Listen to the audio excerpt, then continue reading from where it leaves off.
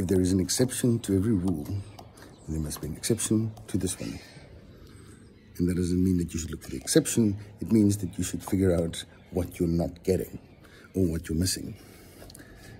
And in the land of Vanagalo and Mmpeh, we are almost a mirror of the English-speaking world, which are really accurate in what they say, which we can fall into, but make us completely oblivious to the perils that comes therewith. And literally, it's English that is our worst enemy, because it is so good at what it does. English is designed in colonial eras to keep on saying the same things, to do the Macarena, and to make sure that what you're saying is right, and you turn around the little space, and that keeps empire okay. You're not going to get with that over the Drakensberg, whereas we're used to communicating, which means that it's more important that the intent is transferred than the accuracy thereof. Heisenberg considered the principle is basically at the core of all of this.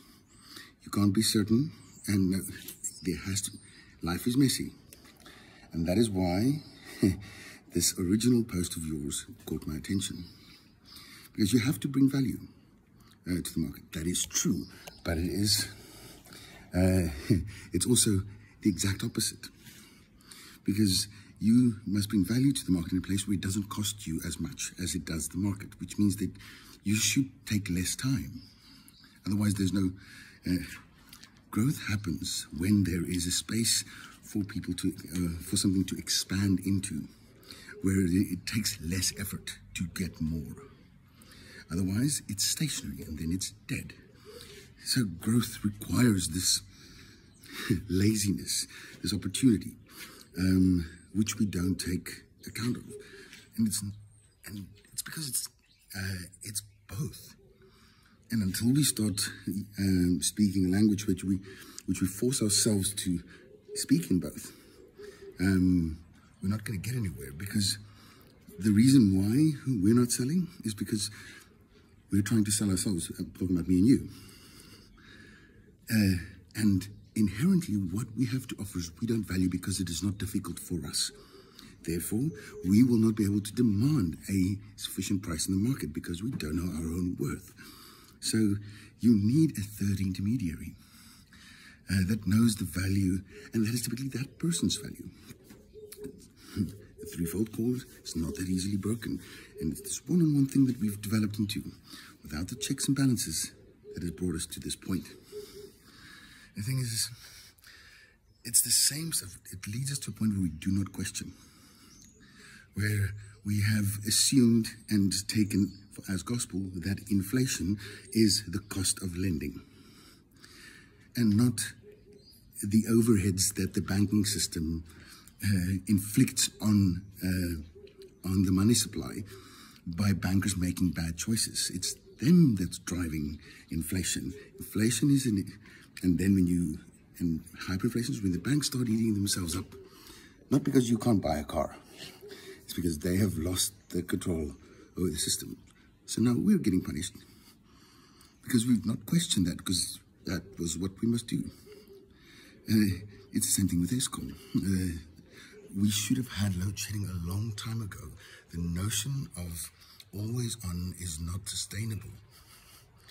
And typically, the grid is 100 years old. The assumptions that it was built on is completely invalid today. It's actually quite wasteful if you go and recalculate it. And it's something that we shouldn't be using because we have inverters now, which we didn't have 100 years ago when Tesla invented it. It was, back then, there was enough coal, there was reasonably stable demand, and it wasn't expected to carry all of it. Now we're trying to shoehorn that into the situation without questioning where we're coming from. And the thing is, if you don't have the words to convey, that is very, very difficult.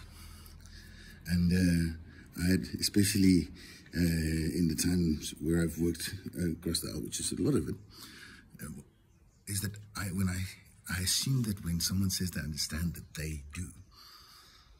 And that doesn't mean that at all. just means that they heard the letters and they have, they finished parsing.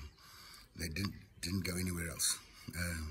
And typically, if it's call response, they're just saying the stuff that gets them through the day, and which is how things spiral to where they are. The only thing worse or more detrimental to thinking that something is someone else's problem, or saying that something that is not my problem, is thinking that someone or the government is going to fix that. That's the worst possible case that you can be in, because it's not. And then you keep on putting the anesthetic on top of it, and you don't figure out what is actually going on. And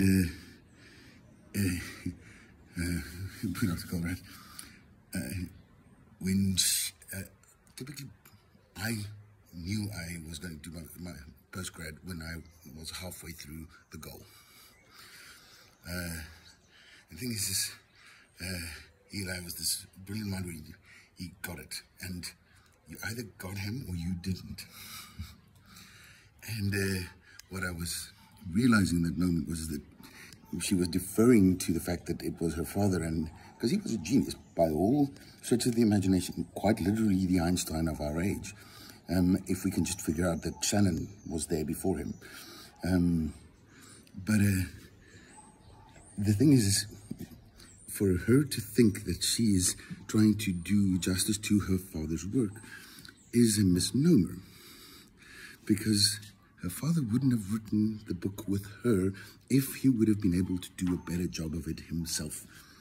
That's just plain common sense. What that means is that she was the necessary element in the creation of the book, and the reason for that is she has the words. She can put it into words, the things that I'm thinking and that her father thought, and she knew him long enough and have enough experience to translate that jumble. And it was typically a familiar target. That is the reason why I'm directing this video to you, that I can project my thoughts towards someone that I can imagine receive them. Not like me going off in an early Monday morning with a phone that doesn't always send what you say it should send. That's the thing. We must learn to express ourselves on both sides. Afrikaans is nogal goed.